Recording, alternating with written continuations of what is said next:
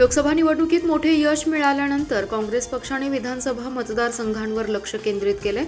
त्यानुसार राज्यातील 288 विधानसभा मतदारसंघांचा आढावा घेण्यात येणार आहे। सांगली जिल्ह्यातील 8 विधानसभा मतदारसंघांचा देखील आढावा घेण्यात येणार आहे।